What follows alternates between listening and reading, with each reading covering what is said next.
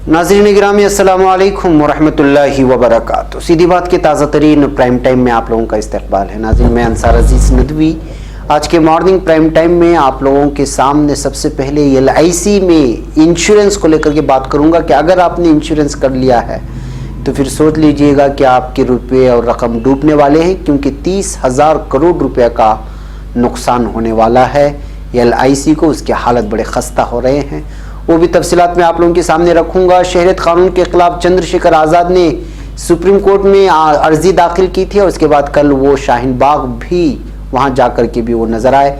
इसके अलावा अयोध्या इसी महीने हो सकता है राम मंदिर ट्रस्ट का ऐलान, ये भी आ रहा है। NRC नहीं, बेरोजगार नौजवानों और नाखानदा बच्चों का रजिस्टर तैयार करने की जरूरत है। मारूफ अदाकार प्रकाश राज ने भी NRC को लेकर के बात कह दी। झारखंड में मुबैना तौर पर पत्थलगड़ी तहरीक की मुखालिफत करने पर 7 लोगों का कत्ल कर दिया गया है। जी हाँ नाज़रीन, तमाम चीज़ों पर मैं तफसीलन रोशनी डालूंगा। उससे पहले आप लोगों से दरख्वास्त है कि जिन लोगों ने हमारे चैनल को सब्सक्राइब नहीं किया है वो सब्सक्राइब कर लें और हमारे इन वीडियोस को दूसरों तक पहुंचाने में हमारी मदद करें।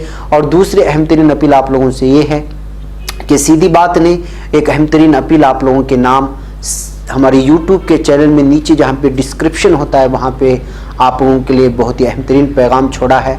आप में से हर एक आदमी उसको पढ़े और आप लोगों से जितना हो सकता है इदारे का ताउन करें। बहरकैफ नाज़रीन आइए चलते हैं। सबसे पहले हम बात करते हैं LIC की। जी हाँ, लाइफ इंश्योरेंस पॉलिसी। मुल्क की माशी हालत इंतहाई ख़राब है और ये मज़ीद बद से बदतर ही होता जा रहा है। कई सरकारी बैंकों का भी बुरा हाल है। वहीं हुकूमत की मिल्कियत वाली बीमा कंपनी LIC भी बुरे दौर से गुजर रही है। LIC पर नॉन परफॉर्मिंग एसेट यानी NPA का बोझ बढ़ता ही जा रहा है। आलम यह है कि 5 साल में कंपनी का NPA 2 गुना हो गया है। LIC ने अपनी रिपोर्ट में कहा है कि 30 दिसंबर 2019 तक कुल 30,000 करोड़ रुपए का मजमूई NPA है। रिपोर्ट के मुताबिक सितंबर 2019 में LIC का मजमूई NPA 6.10% रहा, जो गुज़िश्ता 5 सालों में तकरीबन 2 गुना हो गया है। इससे पहले LIC ने हमेशा 1.5 से 2% के दरमियान ही मजमूई NPA बनाए रखा था। LIC से कई बड़ी कंपनियों ने पैसा लिया है लेकिन इसे अभी तक वापस नहीं किया। इसी का नतीजा है कि LIC का NPA 5 साल में दोगुना हो गया। बकायादार कंपनियों में डेक्कन क्रॉनिकल, एशियार report, Gammon, ILF and FS, Bhushan Power, Videocon Industries, Alok Industries, Amtek Auto, MBG shipyard और यूनिटेक, GVK पावर और GTL वगैरह शामिल। ये सब बड़ी बड़ी कंपनियां हैं जो LIC से कर्जा लिया है। LIC इन कंपनियों में टर्म लोन और गैर मुतबादिल जिसको NCDs के जरिए सरमाया करती है। LIC के पास कुल 36 लाख करोड़ रुपए से ज्यादा की कुल मिल्कियत है और कई बड़ी प्राइवेट कंपनियों में उसकी शराकतदारी है। हमेशा मुनाफे में रहने वाली इस कंपनी का अब इन पैसों के मिलने की उम्मीद बहुत ही कम रह गई है। LIC ने अपनी रिपोर्ट में साफ किया है कि इन डिफॉल्ट मामलों में से कई ऐसे हैं जिनसे बहुत कुछ मिलने की उम्मीद नहीं रही। बैड लोन का ज्यादा हिस्सा रिवायती बिजनेस से जुड़ा है। LIC की रिपोर्ट के मुताबिक 25,000 करोड़ रुपए का बैड लोन इन्हीं कंपनियों पर है और यहां से पैसों का वापस आना बड़ा ही मुश्किल है। लिहाजा LIC कंपनी जो कि इंश्योरेंस के नाम पर लोगों पर यानी लाइफ इंश्योरेंस के नाम पर यानी जब आप इंतकाल कर जाते हैं तो जो आपने पैसा वहां रखा है उसका मुनाफा कहें या फिर जो है पूरा एक डेबिट जितना एक जो वादा होता है उसका वो पैसे जो है उसके महलूकीन के वो रसा को पहुंचाया जाता है। उसी तरह की LIC, बल्कि ये तो इस्लाम में हराम है, ये जायज़ नहीं है। बहुत सारे मुसलमानों इससे कतराते हैं, बनाते नहीं हैं, लेकिन इसके बावजूद भी बहुत सारे ऐसे लोग मिले हैं जो LIC में अपना बीमा बनाए हुए हैं। तो जाहिर सी बात है कि अगर कोई लोगों ने अगर इस तरह का कोई यहाँ पर बीमा बनाया है कुछ लालच में के बाद में जाकर के उनके लिए काम आएंगे तो उनके लिए खतरे की घंटी आ चुकी है। बहरकैफ नाज़रीन अब चलते हैं हम झारखंड के मगरबी संगभूम चाईबासा के गांव में मुबैना तौर पर पत्थलगड़ी आंदोलन की मुखालिफत करने वाले 7 गांव वालों का कत्ल कर दिया गया है। ये लोग पिछले 3 दिनों से लापता थे।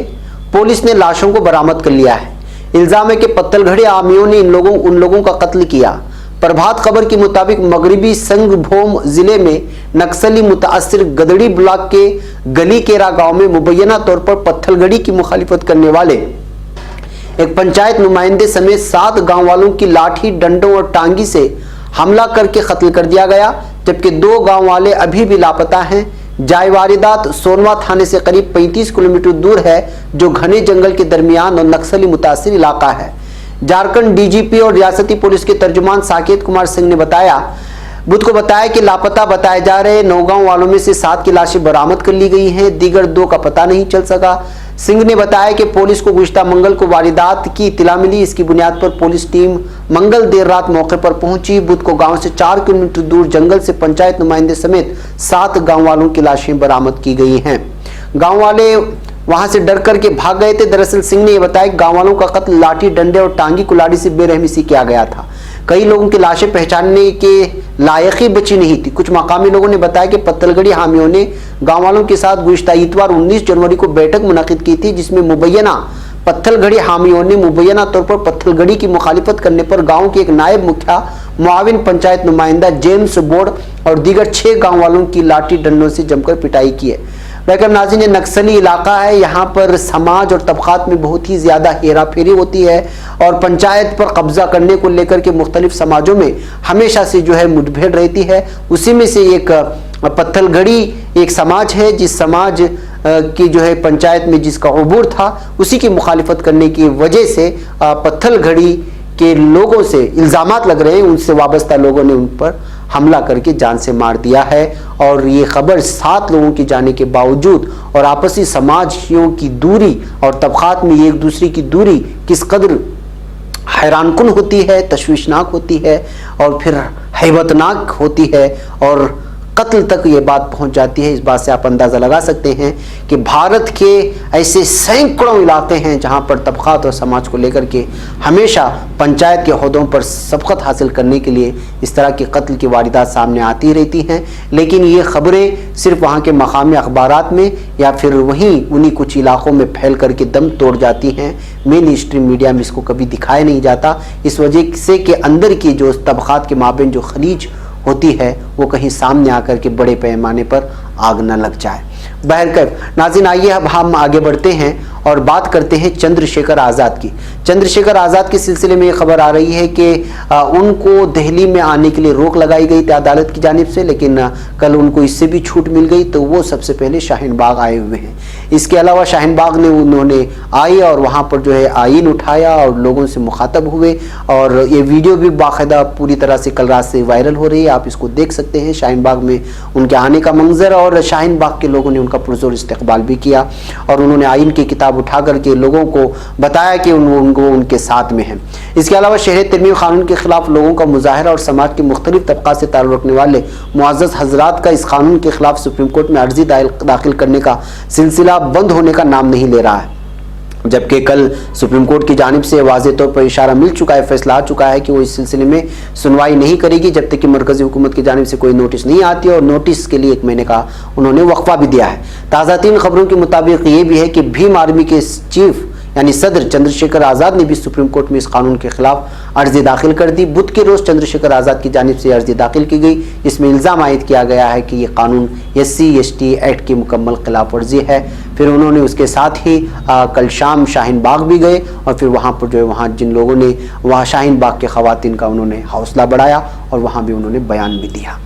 बहरकैफ नाज़रीन, आइए अयोध्या चलते हैं और अयोध्या के सिलसिले में उत्तर प्रदेश की राजधानी में वज़ीर दाखिला अमित शाह की जानिब से 3 महीनों के अंदर आसमान को छूने वाले राम मंदिर की तामीर का ऐलान करने के बाद अब इस बात के कामिल इम्कानात हैं कि इसी महीने के आखिर तक राम मंदिर की तामीर के लिए कायम किए जाने वाले ट्रस्ट का ऐलान कर दिया जाए। ज़राए के मुताबिक राम मंदिर ट्रस्ट के क़याम के लिए मरकज़ी वज़ारत दाखिला ने सुप्रीम कोर्ट की हिदायत के मुताबिक तमाम लवाजिमात को मुकम्मल कर लिया है। इस महीने के आखिर तक इसका ऐलान किया जा सकता है। गुज़िश्ता 9 नवंबर 2019 को सुप्रीम कोर्ट ने राम मंदिर बाबरी मस्जिद मुतनाज़ अराज़ी मिल्कियत मामले में राम मंदिर की हिमायत में फैसला सुनाते हुए मरकज़ी हुकूमत को राम मंदिर की तामीर के लिए 3 महीनों के अंदर एक ट्रस्ट के क़याम की हिदायत दी थी। बहरकैफ नाज़रीन, देखते हैं कि जो है वहाँ पे मंदिर कब बनेगी, इसलिए कि अब तो रास्ता साफ हो गया है, लेकिन अभी तक 5 एकड़ ज़मीन के सिलसिले में कोई जगह मुतय्यन होती हुई नज़र नहीं आ रही है। नाज़रीन, चंद अब बात करते हैं प्रकाश राज की, जो मारूफ अदाकार हैं। वो भी इस वक्त जो है NRC और CAA के ख़िलाफ़ पूरी तरह मैदान में उतरे हुए नज़र आ रहे हैं। वो हैदराबाद में शहरी तरमीमी कानून NPR और NRC के खिलाफ एक रैली को खिताब करते हुए प्रकाश ने कहा था कि सरकार चाहती है कि मुजाहिरे पुरतशद्दुद हों, लेकिन मुजाहिरीन को खुद को पुरअमन मुजाहिरे तक ही महदूद रखना चाहिए। प्रकाश राज ने कहा कि मुल्क हम सबका है, मुल्क को ऐसे मुजस्समी की जरूरत नहीं जिन पर 3000 करोड़ रुपए खर्च हों। अगर सरकार कोई रजिस्टर तैयार करना चाहती है तो मुल्क के बेरोजगार नौजवानों और नाखानदा बच्चों का रजिस्टर तैयार होना चाहिए। वज़ीर-ए-आज़म नरेंद्र मोदी को तनकीद का निशाना बनाते हुए प्रकाश राज ने कहा कि मुल्क का नौजवान उन्हें पॉलिटिकल साइंस का सबक पढ़ाएगा और यकीनी बनाएगा कि उन्हें डिग्री मिले। प्रकाश राज ने कहा कि आसाम के 19 लाख लोगों को शहरे से महरूम किया गया, यहाँ तक कि मुस्लिम होने की वजह से कारगिल के हीरो के नाम को भी NRC की फहरिस्त में शामिल नहीं किया गया। महबूब नाज़रीन, इस वक्त एक एक करके तमाम लोग इस वक्त जो है इस जमहूरियत मुखालिफ और इंसान मुखालिफ बिल के खिलाफ यकजा होते हुए नजर आ रहे हैं। ऐसे हालात में मेरे और आपकी भी जिम्मेदारी बनती है कि जहाँ जहाँ भी एहतिजाजात हो रहे हैं उसको मजबूती फराहम करें और अपनी आवाज़ उनके आवाज़ के साथ ज़रूर मिला है। नाज़रीन, मुझे यहाँ पर इजाज़त दें, हमारी वीडियोस को दूसरों तक पहुँचाने में हमारी मदद करें और बिलखुसूस जो डिस्क्रिप्शन में ऐलान दिया गया है, अपील की गई है, उस अपील पर आप ज़रूर गौर करें। अस्सलामु अलैकुम वरहमतुल्लाहि वबरकातुहू।